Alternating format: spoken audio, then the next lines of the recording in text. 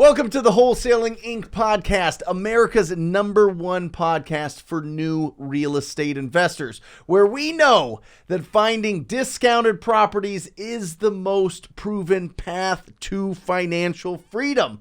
I am your host, Brent Daniels, Mr. TTP, Mr. Talk to People, and I am telling you this: if I can do it, so can you. So let's get started. This podcast is going to be absolutely bananas. I am telling you, you need to stop what you're doing. If you're driving, if you're on the treadmill, you need to just stop and you need to just get this. Or maybe stay on that treadmill, because this is going to really fire you up. But I'm telling you, you're going to want to take a lot of notes here, and you're going to get a lot of inspiration from this story, because I'm going to be talking to a real estate entrepreneur, okay, that has gone from having 32 cents in his account in 2017 to over $50 million in owning real estate in his real estate portfolio. I mean, this is going to be absolutely exciting. This is going to take so many twists and turns. There's going to be wholesaling. There's going to be flipping. There's going to be buy and hold. And then the cherry on top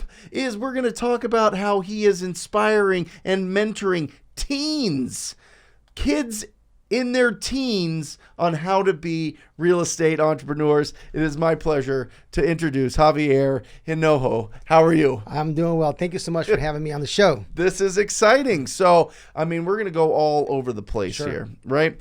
2014, you're a locksmith. Yep. So walk us through. Tell me about you. Tell me about your life. All right. So I love what you said. If you can do it, anybody can do it. If I can do it, anybody can do it. I've read one book my whole life, and I'm a high school graduate. So there's a curveball for you. Nice. All right. So, yeah. Okay. So let's start with 2014. I was a locksmith. I own a locksmith company, which I still own, actually. My dad runs for me. I spend maybe a couple of minutes a month on that. Sure. I just let him take over that, just because I love my dad and he can make good money. Yeah. And I was had a service company, and I had all my life savings in a brokerage account that eventually the guy embezzled all the money, and I lost all my life savings. So you're a locksmith. Yep. You own a locksmith Yep. company. You're making money. You're putting away your savings into what you think is an investment account, which is really a Ponzi scheme. Yep. So now your savings is gone. It's pretty much gone. Yeah. And this is like 2014, Yeah. 2015? Yeah, 2013-ish. Yeah. Yeah, about 8 years ago, something like that. And it was tough, right? I mean, all the money I worked for, all the long hours, all the weekends, just gone. How much just did like you that. lose? It was multiple six figures. Yeah. Okay. Multiple six figures, Yeah. right? And then told my wife, and she's, I mean, she was sad, but she said, "Hey, I believe that you can make it back," right? She wasn't super worried about it. And actually, what I did, I took like a year off. Yeah. I didn't have a lot of money. I took my family to Mexico just to kind of like a sabbatical. Say, hey, look, what's really important in life? And I said, let me just go spend some time with my kids and my wife for a year. And then I came back, and a friend of mine invited me to a real estate conference. Yeah. And that's what was the conference? Do you remember? It was the Rich Dad Poor Dad. It was a 3-day seminar. Yeah. And then my friend is a chiropractor, and he had just survived stage 4 cancer. Oh my God. So he has spent his life savings, everything, fighting cancer. Sure. And so neither one of us had any money at that point. Yeah. Right. And he paid the $300 for the preview, and then there was an upsell like $35,000. Mm-hmm. And then I didn't want to do it, and he said, "Hey, I'll do it. If you don't do it, I'm gonna do it by myself." And I said, "Hey, if we're gonna get ripped off, we'll get ripped off together."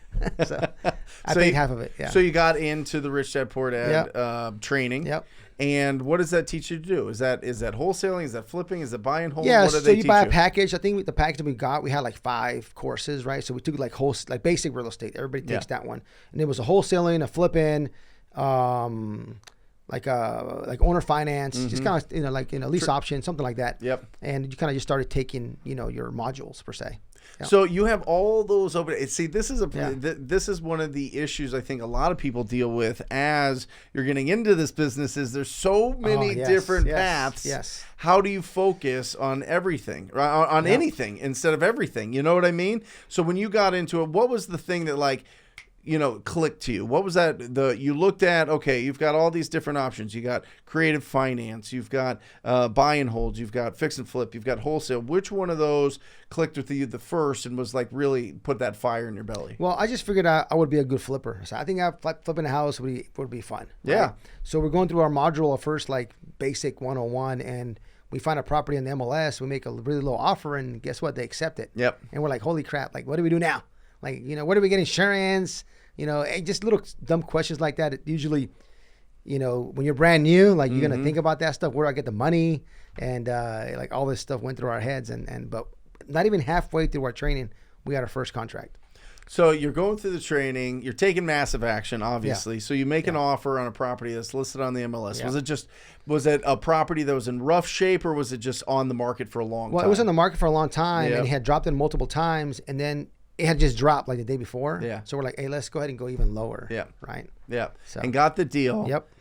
How do you buy it? You don't have any money. How do you buy it? So we ended up doing credit card advance. Credit cards. Yep. Just getting the Yep. cash from Cash the out of the credit credit card. cards, Oh yep. my gosh. Yep. So you're pulling it off. I mean, now you're at 20% interest probably on this money. You're like, okay, we got to do something here. So we ended up doing the deposit on the credit card, and then we had to go find a hard money loan. Right. So first thing we do is we start searching online, hard money lenders, right? And just watch out. Don't do that. Go with a recommendation, please. Yep. Everybody out there. Yep. Somebody trust, or somebody that you've been recommended. Mm-hmm. And people were like, send $1,000 and send $500. Like they were asking for money up front. Mm-hmm. So we ended up getting a hard money loan, and even it was like 12% interest, like 4 points. It was outrageous.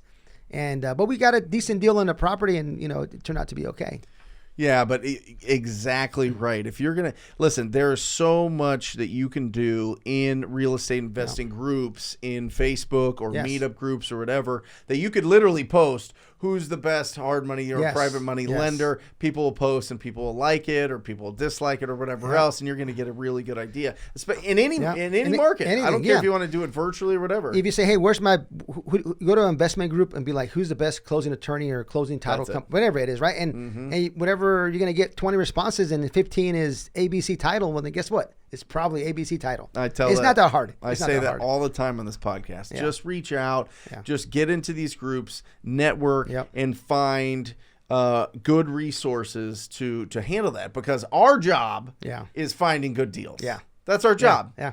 That's what we do. As a real estate investor, you go to find really good deals. If we can focus almost all of our efforts on that, especially in the beginning, when lead generation is so critical, then we're gonna get to an opportunity faster. That's right. We're gonna get to an opportunity faster, and it's exciting. Yeah. So you've got this deal, you're flipping it, and it works out.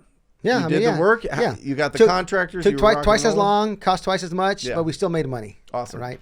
So it was that was like, okay, great. Now I want to make a lot of money, so I got to do a lot of these, right? And I'm like, how am I going to flip 10 a year? So I go meet somebody that's flipping 10 a year. I'm like, hey, if he can do it, I can do it. Yeah. Right. Like, and then I started doing 10, right? Yeah. And then just continue that way. Yeah. Well, here's the stats for everybody. Yeah. 80 deals from 2017 to 2019 were wholesale. Yeah. 50 deals flips. Yeah. We right? Yeah. 50 flips, 80 deals, 130 deals in those 2 years. How were you lead generating? What were you doing for lead generation? What was working at the time? And what was kind of your process for that? Sure. So at the beginning, for the first kind of two years, everything was auction or MLS. Right. And then after 2017. Foreclosure auction? Foreclosure auction. Yeah. And after 2017, I decided to do some marketing. Like, go ahead and do some marketing. And this is really interesting, Javier, because most people start out thinking that you can just get these deals from an auction or from properties that are listed that you just get a sweetheart deal on. Yeah. Right? That's how a lot of the training was back then. Yeah. And a lot of it was kind of centered around have people find you these opportunities so you can focus on your fix and flip. And most fix and flippers, let's be honest, don't want to go direct to seller because they're focused on managing their contractors, picking out cabinets, picking out fixtures. It's a whole different business. It's another business. Yes. That's why wholesaling exists. Yeah. So I have a friend of mine who flips about 150 properties in my market, and he does no sales and marketing, right? Just wholesalers bringing him deals all day long. And, and he's like, I'm going to go wholesale. I'm like, you're already flipping? Just stick to what you're good at. Don't start the other business. If you're good at wholesaling, then you got find somebody like him you can feed everything to. Right. And then you have the option. Yeah, right. You can. If you listen, all wholesaling is sourcing real estate opportunities. Yep. That's all it is. The exit strategy is assigning the deal if you want to do a traditional assignment. Yep. But wholesaling is really just going and finding these opportunities, and then you're in the driver's seat to do whatever you want with it, whether you want to flip it, whether you want to hold it, whether you want to assign it, and just get that quick money. But you decided to get into wholesaling some more to build up the bank account. Yeah, the bank account, because in 2017, in New Year's Day, I had 32 cents in my bank account. Right. 32 cents. And I had to ask my kids for their Christmas money so I can put in the ATM so I can pay my rent. I almost cried that night. Like, I almost quit. I was beating myself up for all night long, couldn't sleep. And then I'm like, okay, man, get a hold of yourself. Stop feeling sorry for yourself. And let's just keep chopping wood, right? Chop wood, carry water. Let's just keep going, right? So but you had 32 cents in there because you had your money tied up in your deals. Yep. Right? And it was just costing more. It wasn't quite ready yet. You can't sell them until they're done. I got over leveraged, right? I got over leveraged, and I was trying to remodel so many at one time, run out of money without finishing one. Trying to do them all at the same time. So yeah, it was tough. What'd you learn from that? Oh, to make sure that there's plenty of money coming in and wholesale. Like, hey, I don't have to buy them all, right? Maybe I can even partner with somebody. We can work on a flip together, or even grab a couple and go ahead and sell them off for a quick 15, 20 grand, right? I could have done that. Like, keep the income coming in. There's gotta be fresh new deposits coming into your bank account, especially if you're investing into other properties. If I would have wholesaled even before then, some of these properties, I would not have been in that position. Right. Yep. Right. So you get out of it, right? Yep. I assume you get to the point, you make it, you limp along, you get it done, you get those closed, you get the money back in, life's good now. Now you're considering wholesaling, right? Now you're going direct to the seller. And at the time, you did direct mail. Yeah, so direct mail. So I started in February, March. So, okay, let me listen to a podcast and talking about direct mail. I'm like, okay, let me give it a try. Let's see what this is. So now I was still flipping, right? So I made some money, and I'm like, I had like 15, 20K. I'm like, man, I got 15, 20K of cash flow.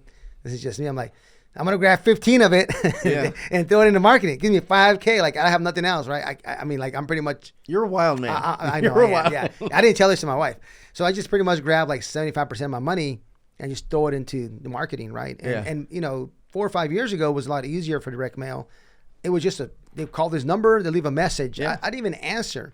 And I would just cycle. Listen, this podcast was built in 15 and 16 off of teaching direct mail. It truly was. Yeah. And Tom Kroll, I mean, he would literally teach that you send out mailers, have it go to voicemail, and then call them back after the voicemail. I mean, that's how wild and effective direct mail was. They would call and it would qualify them, and then they would just leave a message. Like, they had to listen to this long voicemail, and then they'd leave a message, and they'd be like, I want 30 grand for the house. And I look it up, and I'm like, holy crap, it's worth 200 rehab. That's a great deal. And I felt like a great closer, right? Because I'm calling these guys and I'm trying to negotiate. They've already told me what they wanted, anyways. And all the harder leads, I mean, eventually when I started running now, the easy ones, because I'd have an easy one land like once a week, like easy, every week, like constant clockwork. And I didn't even have to work for the harder ones. And eventually when we started getting a little bit tighter or just had more time or brought in more staff, I started hitting the other harder ones to get more deal flow. Love it.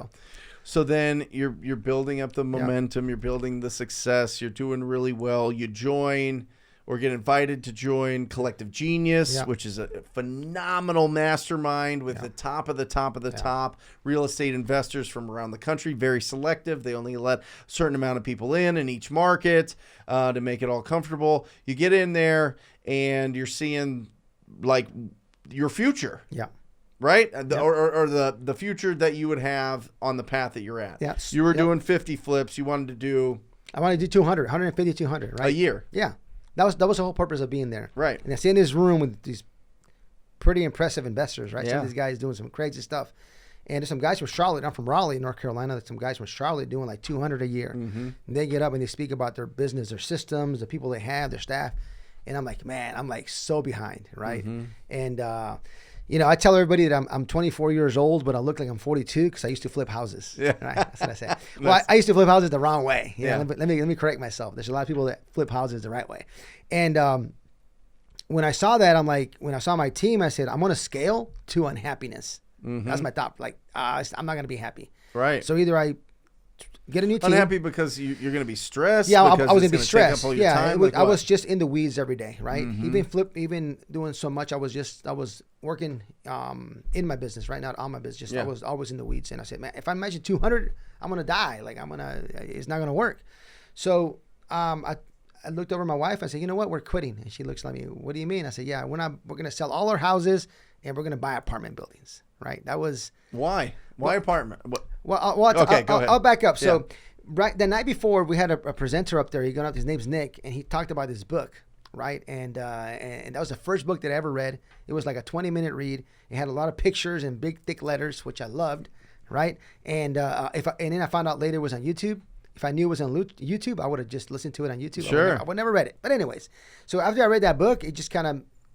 What was the book's name? Because everybody's wondering right now. Yeah, for sure. It's called Mikey and the Dragons. Mikey and the Dragons. And it's by the Navy SEAL Jocko. Yeah. Yeah, he wrote it. Yeah. And it's a pretty cool book. It's just basically talks about this kid his dad passes away. He's a king. And the king would go fight the dragons, right? And the little kid's scared because the whole town wants him to go fight the dragons. The sword's so big, his dad's shield's huge, and he finds a letter from his dad. You know, he's nervous, and he says, hey, go fight the dragons. Just remember, they're not as big as you think they are, only in your head. Yeah. So he's scared. He goes fights the dragons. When he shows up to the cave, the dragons are like this big. Right. Right? Because it's just in your head. Yeah. And coming back into town, he was telling everybody, hey, don't worry about the dragons. They're this big, but nobody paid attention. That's the thing that actually got me. Yeah. It's just like now, right? You can tell somebody exactly what to do, but there's only a select few, right? Like the ones that listen to your podcast that get it, right? They know that they can do it. And just that 90+% of the people, you can yell from the top of the mountaintops how to do something, and they're never going to do it, right? Just like that little kid told them, hey, the dragons are this small. Nobody cared. I love it. I love it. So when I read that, for me, the next steps was like commercial buildings, like $5 million properties, right? $10 million properties or plus, right? It was just, that was my dragon. You know, when I read this book, as silly as it sounds, I'm like, you know what? Probably the dragons aren't as big as everybody makes them out to be. Right. And you know what? They weren't. They're not that big. They're pretty small. Yeah. So then that flips. You know what? You wanted to challenge yourself by going after these bigger priced, higher valued deals. Yep, that's what I wanted to do. That was the Dragons. Yeah, if I had to restart all over again, I said I'm just gonna restart with a new staff and to get me where I need to go. Right, and I went back and I let everybody go and sold my properties. So what was wrong with your old staff? I mean, they were good. There's always a place and time for everything, right? I just knew that they couldn't get me where I needed to go. Got it. I needed different staff, and I was going to do them a disservice by keeping them along. So they were doing fix and flip, wholesale, marketing, all that. Yes. You wanted to go and buy and invest in apartments, multifamily, and raise money to be able to do that. Correct. Right. Yep. So this is I love this. I love this evolution, Javier, because literally this is like only a few years. Yeah. Right? This isn't like you've been doing this 30 years and now you go into these apartments, into these multifamily. I mean, how many units now do you own? 690. 690 units worth about $50 million. $50 million. Yeah. Okay. So let's let that all sink in, everybody. He went from doing these flips, working all the time. Actually, he went from being a locksmith, investing in a Ponzi scheme, losing it, going to Mexico for a year, coming back, using credit cards to be able to do his first flip, keep the momentum going. He goes crazy, goes wild, does multiple flips at the same time, has 32 cents in an account, just gets that money finally back out after making rent from basically not having a Christmas that year. Yeah. Right? Yeah, basically. And now you've got $50 million worth of real estate. Yeah. I mean, it's incredible. The Dragons aren't that big. No, they're not that big. The Dragons aren't that big.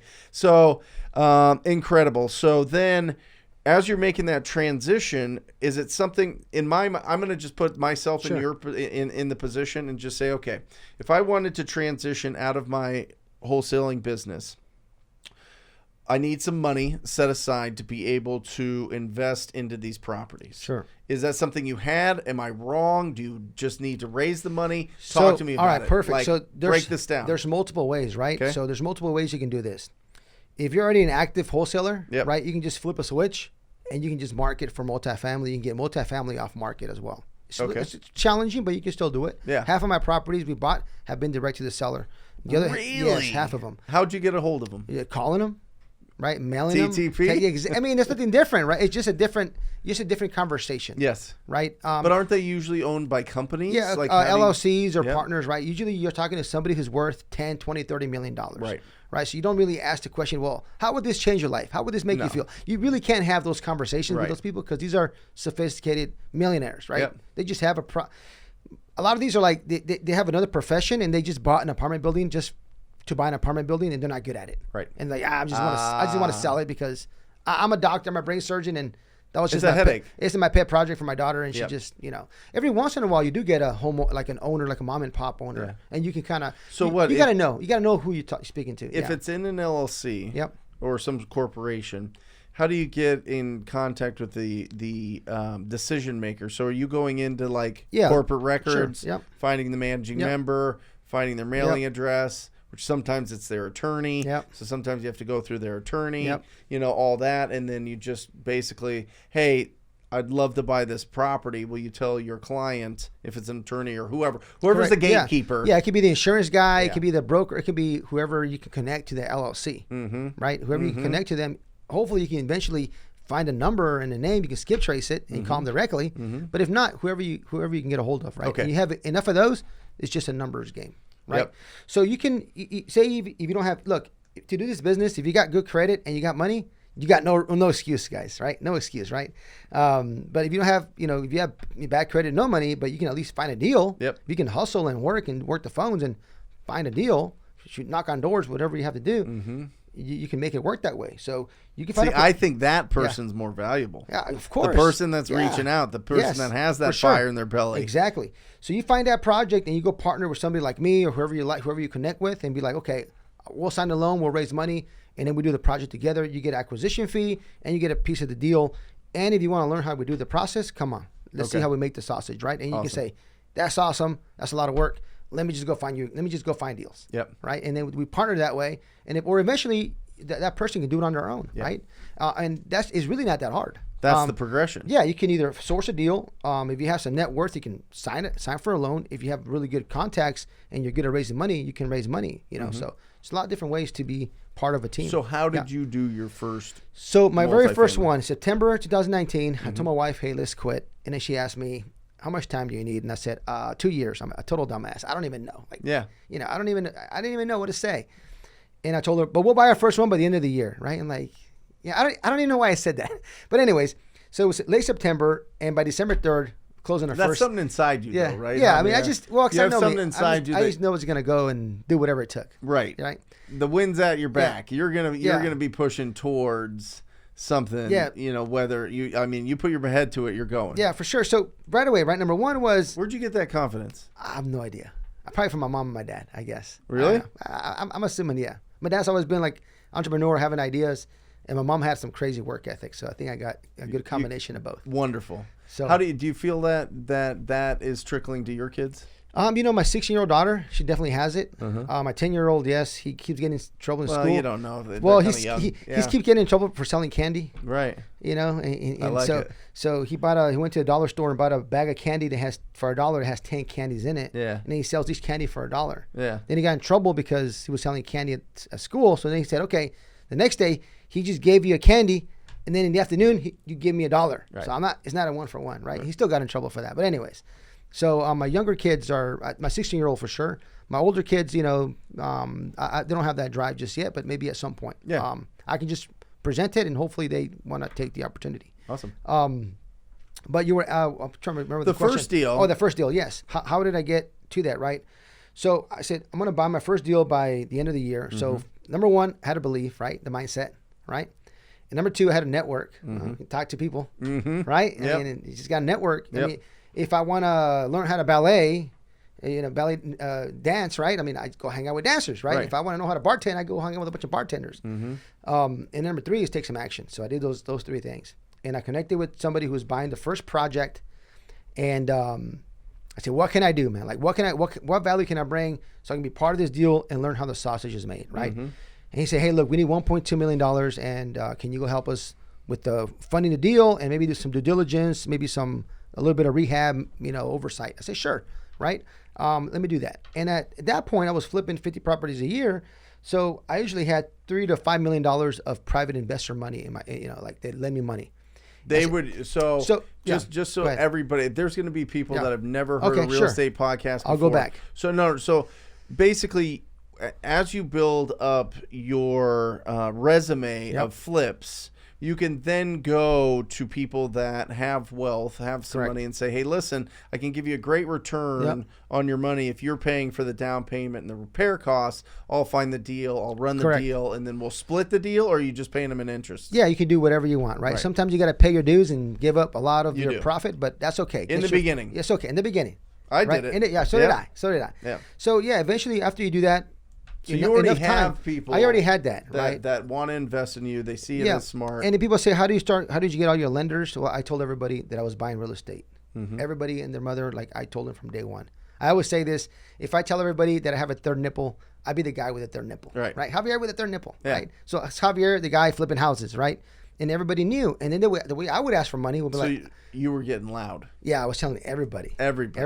This is the most underutilized part of our business is getting loud. I don't care if it's posting on your stories that you're driving for dollars, or you're walking through a house that's completely destroyed, or you're going to a meetup group, or you're just meeting with somebody that's an investor. Let people know that you're excited about being in real estate. That don't be a secret agent because you were a hairstylist but now you're doing real estate, or you were a teacher and now you're in real estate. You're in the military, you're driving trucks, you're doing all these things that people label you, but now you're doing real estate. Just go with courage. Just have courage. Just go. And tell them, just tell them you're buying real estate. So that's what I did. So I had a good base of private lenders for my flips.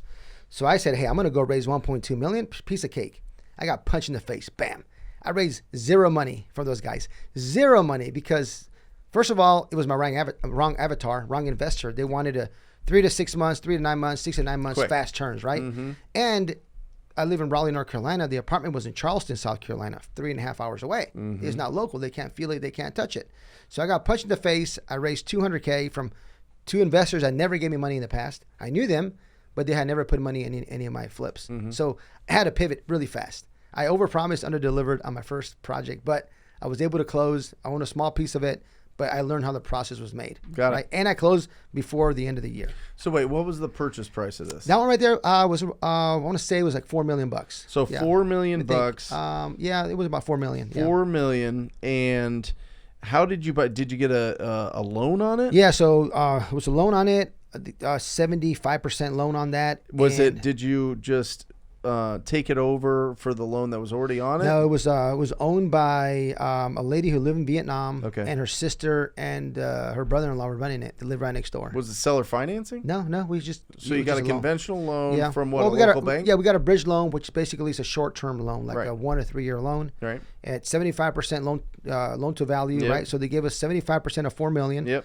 So you got to come in with 25%. Who's they? The bank. Just a local bank? Yeah. I forgot what bank it was. I think it was Lima One, actually. Okay. I think it was Lima One. Yeah. And they give us 100% of the rehab. Okay.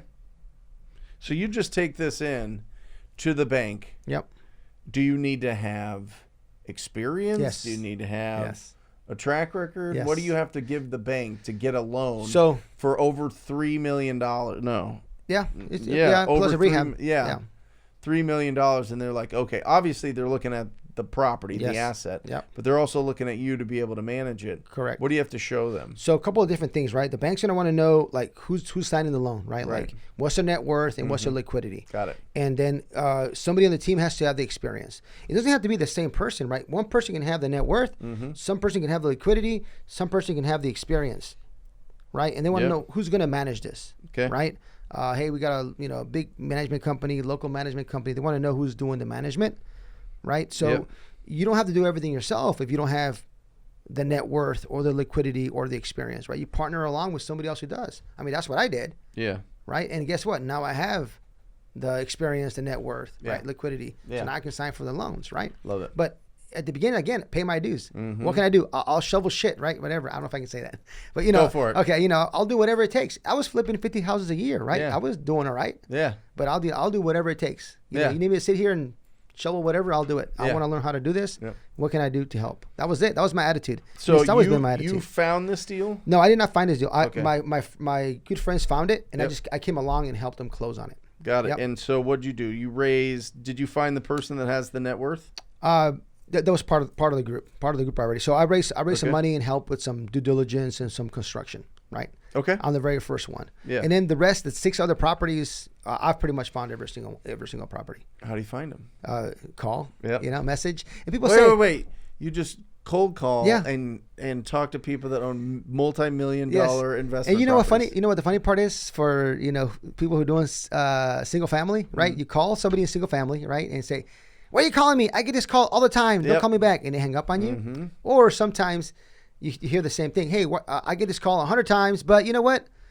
You sound like a nice guy. Let's talk." And Yeah. guess what? You do a deal. Yeah. Same thing with Yeah. calling these apartment buildings. People calling them all the time. These big commercial brokers have been calling this owner for 20 years, right? Trying to get a listing. This is something that people don't understand about commercial properties, aka big multi-unit properties.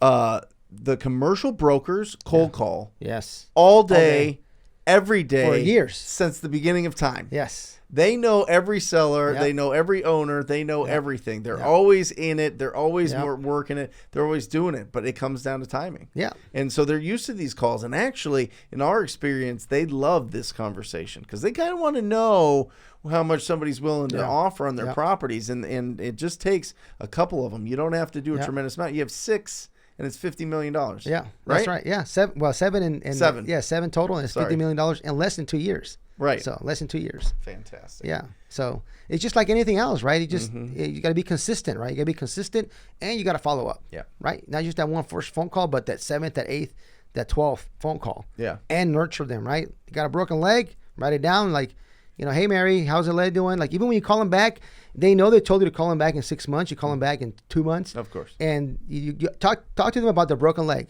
not even about the property. That's it. Awesome. And they'll bring up the property. Trust me.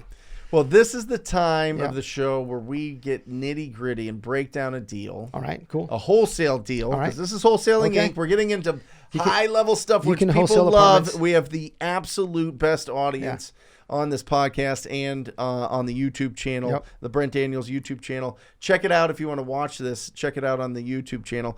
But let's break down a deal. Let's Sure. talk about how you So- found a great opportunity and you wholesaled it and you did. All right. Well. So we're going to talk about wholesaling an apartment building. Okay. Okay. Just because you can do it. Yeah. And it's a little bit challenging, but the biggest thing you got to look for is your buyer, Okay. right? Make sure they can perform, Yep. right? Make sure they've closed in the past, they can perform, they got money, just super important because it could take 60 days, 90 days to close an apartment building, Sure. right? And if you don't do it right, you run out of contract time and your seller's pissed. Yep. Okay, so we got this 11-unit apartment building close to Kansas City. It's grossing $4,800 a month. Okay. Right, 11 units, and we got it for $160,000. That's a pretty good deal. Do you get that here in Phoenix? No. No, right? And it was actually a decent area. It wasn't like some little rundown like 500 Yeah. people population. It was a nice small town, but a nice part of town. Yeah. And as it sits, it's probably worth $500K Okay. as it sits. And once you fix it up and you make it nicer, it's probably worth closer to $750, $800. So we ended up wholesaling it. I have a good friend who already owns some property there. Yeah. And I wholesale it to them for $290,000. So you got, first of all, how'd you find this deal? oh, we called them. Cold call. Oh yeah, called them. Love yeah. it. My man. Yeah. Like you were Called. just, Yeah. I love We it. called I them. love it. Listen, this isn't a hard Yeah. business. No, it's not. If you talk to Yeah. enough people, you're going to Yeah, get exactly. opportunities. Exactly. So you cold called them. Yep. How much did they want for it? Then we just negotiated, and I don't recall exactly what they wanted for it, but we agreed on 160.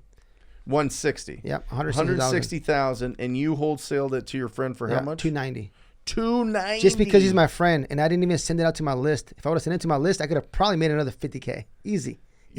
So you made $130,000 on one phone call. Yeah. Come on, Yeah. man. All right, Come on, bring man. it. Read that thing. And the coolest part about this, Brent, is eventually when you get started, you're doing all the grunt work. You're doing the phone calls, you're doing the follow ups, you're pulling the list and all that. But once you build a team, like the only time I ever knew about that was when we got under contract. Yep. And when my disposition said, "Hey, it's already assigned." Yeah. That's all I did. Yeah. Right. But I've done all the work in the past. So now you build a team and they can do all that for you. Oh, I love it. Yeah. Yeah. We have a deal that we closed. It was $192,000. We have it currently. And it's funny because our market's just going skyrocket appreciation. So we closed on this thing 3 months ago, and it was the comps were 305. We're like, this is a great deal. We got it for 192. It needs $15K. Yeah. This is going to be great. Model match in the neighborhood. Same exact house fixed up. 350 right now? Oh yeah, 3 months later, yeah, it's insane. Right now, yeah, single it's family insane, is crazy. but I've never been there. I've never walked it. I've never been. It's just incredible because I did a lot of that. I chopped the wood. I carried the water. Like I was doing all that for years, and to build up something that's sustainable in this. For years, right? And I would say, don't quit, right? Yep. The price is too great to quit. Yep. What you could accomplish in the people's lives you can change. If you happen to quit today, right? It's too high. It's too high. Yeah, don't quit. Keep going. You have a responsibility. Of course, yeah. So speaking of, and this is something that I'm telling you, I was in Hawaii. I was like, I didn't touch my phone at all except for at night when we were just kind of, my wife's getting ready and I was just kind of scrolling and I saw the Teen Millionaire Challenge. And I was like, oh, this was always something that I thought about, Javier. I always thought about how incredible it would be to go and speak or just be a teacher. Substitute teacher at a high school and just teach them, once a month about something, or just go in about real estate, about financial literacy, about this type of thing. You guys took it to a whole different level. Yeah. I mean, Tim and Robert Allen put together this Teen Millionaire Challenge. Tell everybody what it is. Sure. Awesome. So we got it's Tim I and Robert Allen. He's the author of the 1 Minute Millionaire. They say, hey, let's get some teens together so they can buy some apartment buildings. They say, who do we know that would be a good fit? And they thought about me, which is I'm super honored, I'm super humble that they decided to pick me. And we kind of put it together, and it launched last week.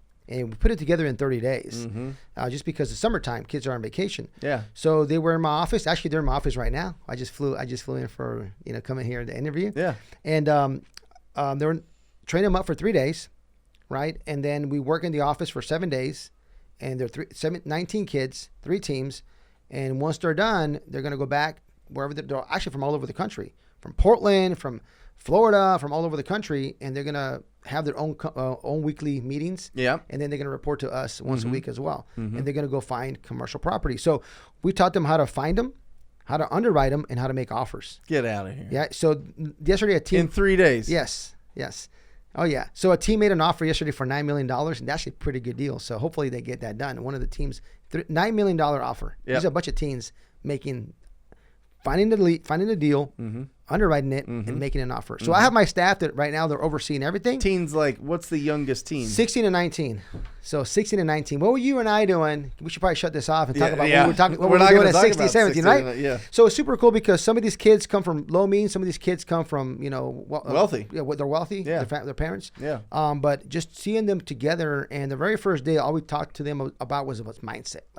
Get rid of your stinking thinking and believe. Yep. Just all it is just believe from day one. And you see some of these kids that were just didn't have the best environment growing up. And right now they're making these posts, the way they're speaking. I'm like, man, this is awesome. I see it. It's awesome. It's just amazing. I see there is light in their eyes. Yeah.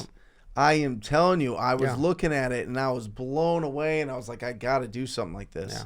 I do. Seriously, I hope you branch this out and do this more, because I think it's just absolutely exciting. Yeah. And I think catching somebody at that impressionable age and really putting some fundamental business, real estate entrepreneur, like the fundamentals in them right away, the absolute, what you were talking about, the belief, the network, and the action, those 3 things, you put that in somebody's brain, you're going to change everything for them. You know what? It'll change the rest of their lives. If they want it. Oh, yeah. Some of these kids, hopefully all of them, is going to change the rest of their lives. For me, people ask me, what is success, right?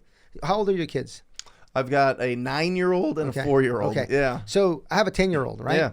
So for me, like ultimate success is like your 9-year-old and my 10-year-old 10 years from now do a deal together without pops. Right. Like we don't even know. Yeah. They just close on something like, what happened? Yeah. You closing a deal? Like Yeah. without me? That for me, I would be like, I've arrived. I'm ready. Take me. Like Yeah. I'm done. Yeah. You know, it's for me, that's awesome. And seeing these kids change and the way they're talking, and it's going to be amazing. It's going to be super cool. I'm very excited for them because once they find a deal, like they're going to own part of the apartment building because they found the deal. Right. And I'm going to teach them how to raise money. And if they raise money, they're going to be able to own a bigger part of the apartment deal. At some point, and probably fairly soon, they can do their own deals without anybody. Right. Without me, without needing anybody to raise. They can do everything on their own. Because they'll have the track record. Yeah, And for they'll sure. have the equity. Yeah. One day, I'm going to need their help to help me close one of my deals. For sure. You know, that's the way I see it. That's what it should be. That's the way I see it. That's it. Yeah. I love it. Yeah. What a great